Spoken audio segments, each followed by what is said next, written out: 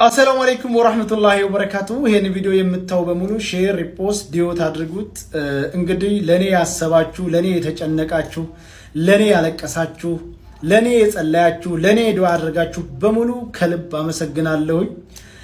እንግዲህ ሁላችሁም እንደምታውቁት የኢሚሬት መንግስት ወደ አቡዳቢ ጀዋዛት ቢሮ ጠርቶኝ በ5 ቀን ውስጥ አገራቸው ለቅቄ እንደወጣ ማስጠንቀቂያ ሰጥተው የነበረ።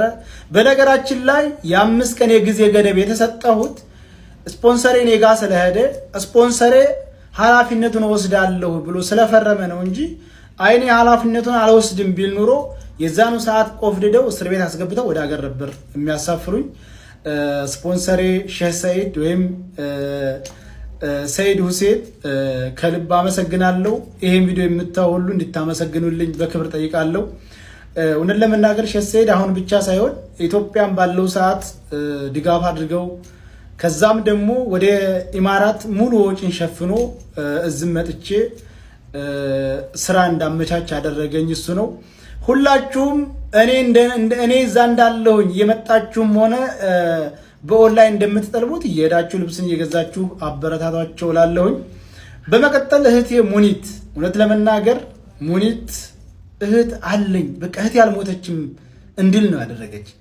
ከሁሉም በሆነ ታይም ስልኬ ዝግ ሆኖ ሳገኛት የልቧን ትርታ የሰውነቷን መንቀጥቀጥ ሳይ እውነትም የኔ እህት ትዝ አለችኝ እና ሙኒት አመሰግናለሁ። ይሄ ብቻ አይደለም፣ ቢሮ አይደን ተቀምጠን ትኬት ስናፈላልግ ልጅቷ ደውላ ቢዝነስ ክላስ ነው 10,000 ድርሃም አሉ ሲሏት ቁረጭው አለቻት። የዛን ጊዜ እኔ ሰውነቴ ውርር ነው ያደረገኝ። ለምን ትውውቅ የለን ኮንታት የለን እንደው አንድ ቀን እንኳን በአካል አልተገናኘን እና እንደዚህ ስታደርግ በጣም ነው ስሜታዊ የሆንኩት። አመሰግናለሁ። እነ ጆከርም ደግሞ ባሉበት ሆነው መሄድበትን ቦታ ሲያምቻቹልኝ ነበር በሐሳባቸው በገንዘባቸው። እነ ማሜ ባለከይዘራ ወንድሜ ከአንዱ ቦታ አንዱ ቦታ ይዞኝ እየዞረ በሐሳቡም በገንዘቡም እነ ሚካማራው እነ መኩፋኖ ስፍር ቁጥር በስም ጠርቼ የማልዘልቃቸው እህት ወንድሞቼ ከጎኔ ቆመው ለኔ ሲያስቡ ሲጨነቁ ነበር። በጣም አድርጌ አመሰግናለሁኝ።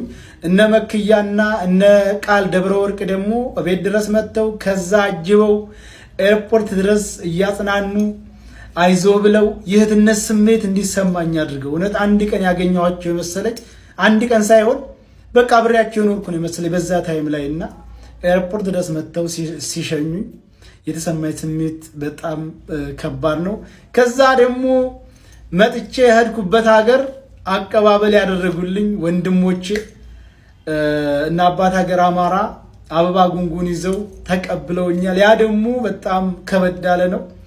ሁሉንም አመሰግናለሁኝ። ከዛ በኋላ ደግሞ ሌላው ሰርፕራይዝ ጋሽ ወርቁ አይተነው ሂደ በምትኖርበት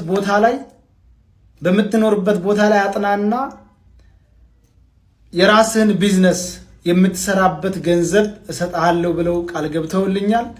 እንግዲህ የምኖርበትን ቋሚ ቦታያን ካምቻቸው በኋላ በራሴ የምሰራበት የራሴን ቢዝነስ የማንቀሳቀስበት ገንዘብ ድጋፍ እናደርግልሃለን ብለውኛል። ጋሽ ወርቁ በየችግር ጊዜ የሚገኙ በጣም ምርጥ የአማራነት ስሜት ያላቸው በጣም ጥሩ ሰው ናቸው። እኔ ብቻ ደም ተዛቀደም አይታችኋል። ለታኩርም ለማይታወቁ ለብዙ ወገኖቻቸው በከፍተኛ ነገር ድጋፍ የሚያደርጉ ናቸው። እኔንም አጽናንተው አብሽር ብለው በተረጋጋህበት ሀገር ላይ እንትን አድርገህ የሚበቃህን ያክል እንትን አድርገህ ቢዝነስ የምትከፍትበት ገንዘብ ከኔ አለ ብለውኛል። በጣም አድርጌ አመሰግናለሁ። በእኔ ጉዳይ የተሳተፋችሁ በሙሉ ፈጣሪ ጨምሮ ጨማምሮ ከክፉ ነገር ይጠብቃችሁ። እንግዲህ አንድ ክፉ አይመጣም ከኋላው ኸይር የያዘ ቢሆን እንጂ የሚለው ቃላት የኔን ችግር ይገልጣል። ሁለተኛ አንዳንድ ቪዲዮዎች አይቻለሁ። እዛ ሄዶ የፖለቲካ ጥገኝነት ሊጠይቅ ምናምን። እኔ ፖለቲከኛ አይደለሁም። የትኛውም ሀገር ሄጄ የፖለቲከኛ ጥገኝነት አልጠይቅም። እኔ ኢትዮጵያዊ ነኝ። በኢትዮጵያዊነቴ የምኮራ አማራ ነኝ። ስለዚህ እኔ ሰርቼ የምኖር ነኝ። ስለዚህ የትኛውም ሀገር ሄጄ የፖለቲካ ጥገኝነት የምጠይቅ አይደለሁም። ፓስፖርቴ ኢትዮጵያዊ ነው። እኔ ኢትዮጵያዊ ነኝ። እኔ ፖለቲከኛም አይደለሁ። ከየትኛው ፖለቲካ አካል ጋር ግንኙነት የለኝም። እንደ አንድ ኢትዮጵያዊ እንደ አንድ ሰብአዊ እንደሚሰማው ልጅ ለእህታችን ፍትህ ጠይቄያለሁኝ። እንግዲህ ፍትህ ስጠይቅ 60,000 ሰው 50,000 ሰው ተከታትሎኛል። ስሜታዊ ሆነንም አንዳንድ ቃሎችን ተጠቅመናል። ከዛ ውጪ እኔ የትኛውን ሀገር ሄጄ የፖለቲካ ጥገኝነት የምጠይቅ አይደለሁም። ከፈለግኩ ነገ ኢትዮጵያ ሄዳለሁ። ምንም አይነት ወንጀለኛ አይደለሁም። ምንም አይነት ከመንግስት ጋር ንክኪነት ያለው ነገር አላራመድኩም። ስለዚህ ከአንዳንድ ሰዎች ሲቀደዱ ስላየው ነው እዛ ሄዶ የፖለቲካ ጥገኝነት አልጠይቅም። እኔ ኢትዮጵያዊ ነኝ። ፓስፖርቴም ኢትዮጵያዊ ነው። ስለዚህ ከፈለግኩኝ ነገ ኢትዮጵያ ገባለሁ ከፈለግኩኝ። ምክንያቱም ምንም አይነት እኔ ወንጀለኛ አይደለሁም ወይንም ደግሞ ፖለቲከኛም አይደለሁም። ስለዚህ እኔ አሁን አልሐምዱሊላህ አሁን ደህና ቦታ ነው ያለሁት። አሁን ደግሞ አምቻቼ ቋሚ ወደምኖርበት ሀገር እሄዳለሁኝ። እዛ ከርኩ ደግሞ ጋሽ ወርቁ ቃል እንደገቡልኝ መሰረት የራሴን ቢዝነስ ከፍቼ እንቀሳቀሳለሁኝ። ሁላችሁም ተጎኔ ስለሆናችሁ አመሰግናለሁ። ለሚቀጥለውም ተጎኔ እንድትሆኑ በክብር ጠይቃለሁ። ሰላም አለይኩም። ታሰርኩ ያቻል ይመጣል። ባለፈው ነው ቆለጡን ይዤ በልበል የታሰርክበትን አረብ ሀገር ስላላምጣልኩ የለም። አረ እንትን ሚሄድ ቪዛ ተመታለት። ጉዳዩ ከተያዘ እኮ 15 ቀን ነው። የአውሮፓ ቪዛ ለማግኘት 3 ወር ይጠብቃል። ሌላ ሰው እኮ አንድ ቢሊዮነር ቢሆን እኮ ራሱ 1 ወር መጠበቅ አለ። ከ1 ወር እስከ 1 ወር 2 ሳምንት ይጠብቃል። ያውን ገንዘብ አስይዘህ ኢንቨስተር ስትሆን ነው የሚመታል። ዝም ብሎ አንድ በግ ጠባቂ ግመል አጋጅ አውሮፓ ሊገባ ይችላል። ሌላ በጀርባው የሚሰራ ስራ ካለ